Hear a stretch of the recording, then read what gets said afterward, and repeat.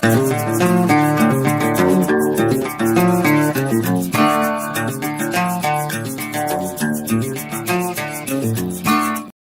program is sponsored by Bet's Gold Coin. Join us for family-friendly dining. Hi there, Bob Borcher here, coming to you from Old Town Mariposa with my sometimes good friend, Marshall Long. Mr. Long, Supervisor Long. Boy, have I got some things to talk to you about. Well, you know, this economic development strategy that we're working on, it's got some people talking. And I gotta tell you, I got some feedback. Okay. They have looked at this, they've talked about it, and the answer they have is that they know what the problem is. Yeah, they do. It's me and you. Yep. Okay? Me, the public, you, government. The government, representing the government. Yeah. The obstacle to economic development in Mariposa County is us public demanding that you government, create an opportunity for us to come in and squawk about everything that somebody wants to do. True. We have politicized the planning process. Very much so. We just got through doing it again with respect to the conditional use permit on mining. Yep, 160 acre, ag exclusive, ag working landscape. Now it takes over 160 acres takes a conditional use permit. I won't beat that to death because we've been through this mining thing and we're going to go through it some more. But in the bigger picture, what we have done with our permitting process is create obstacles to people investing in our community. Yeah. And most of the jobs are created by small business people. I heard something really start. You and I had a meeting yesterday. Yes.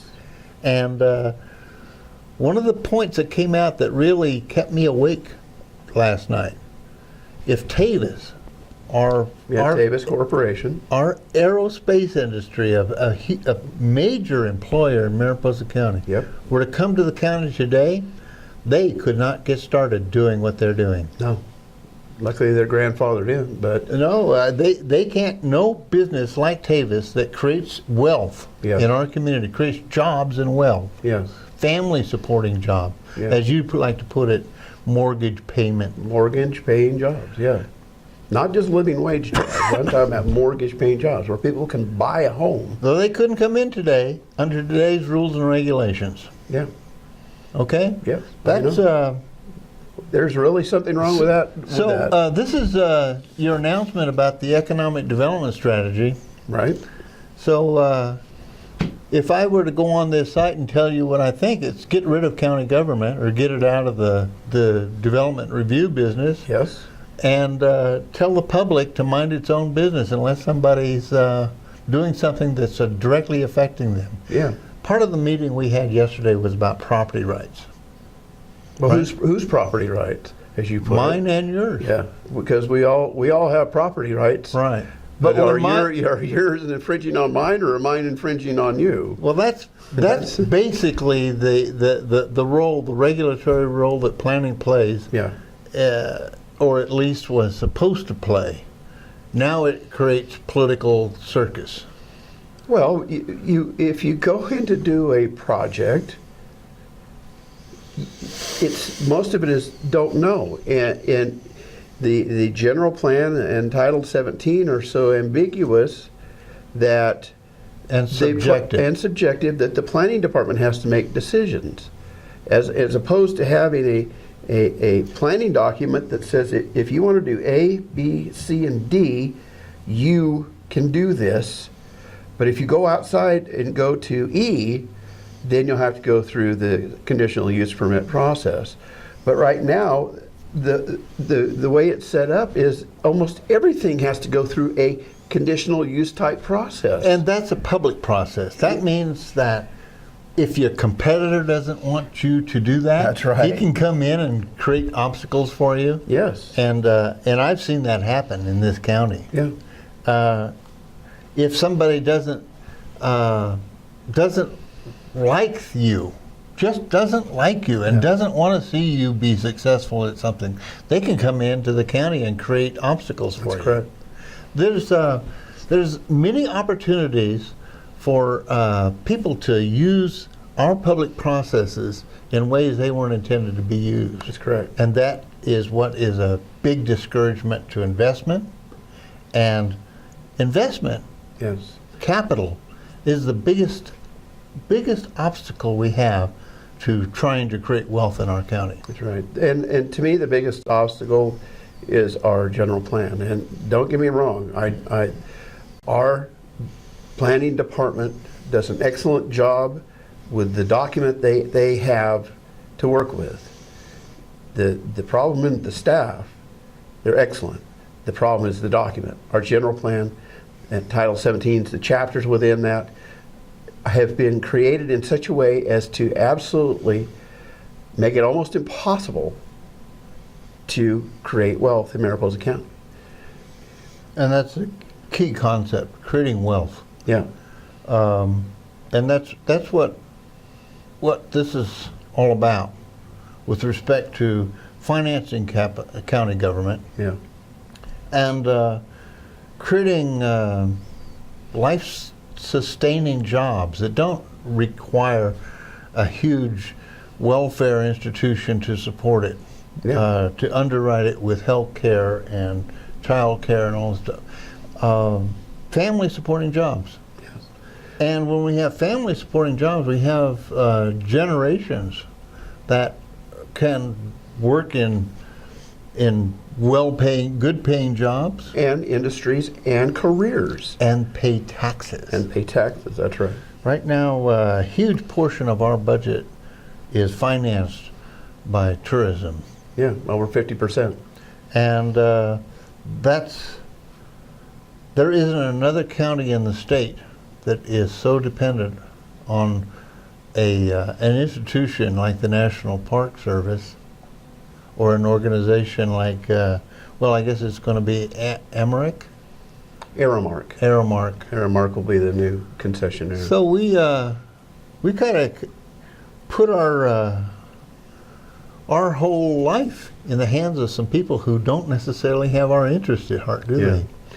And you think about it, the transit occupancy tax is taxed on people who stay in hotels, B&Bs, VRBOs. These folks come and go.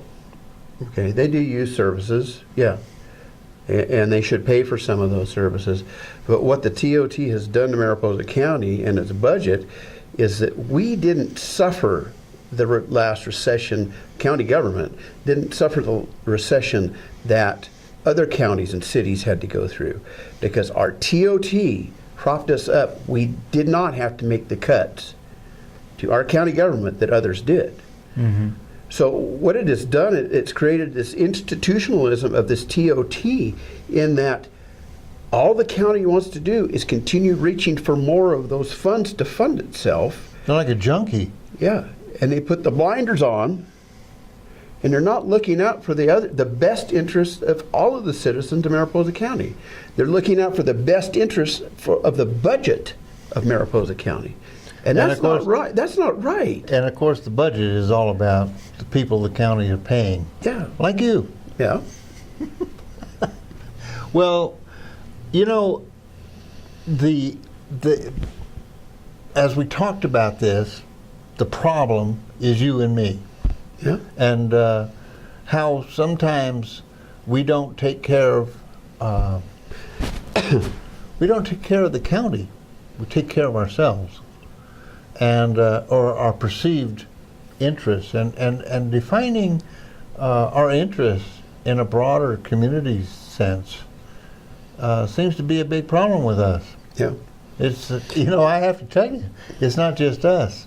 I was reading all the political mumbo jumbo going on these days, and this seems to be kind of a national trend. Mm-hmm. And I don't think it's any better or any worse here than any place in the country right now, but we do have to do better for ourselves, and we have to pay attention to what's in the best interest of our country and what's in the best interest of our county. Yes, we do. We can't just worry about funding government. We have to worry about making sure that government stays out of the way so that private enterprise can do what it does best, and that's create wealth. Well, there are certain roles, I think that, as a planner, I think the government has a responsibility. We have to have planning. We have to. If it was laissez-faire, there would be people shooting each other out there over their property rights. We can't have that. We have to have some planning so that a person coming here knows what they can expect to do with their land, with their property. So you think I had an important job in this county? Yeah, you did. Just because they stopped you from doing it properly. Right.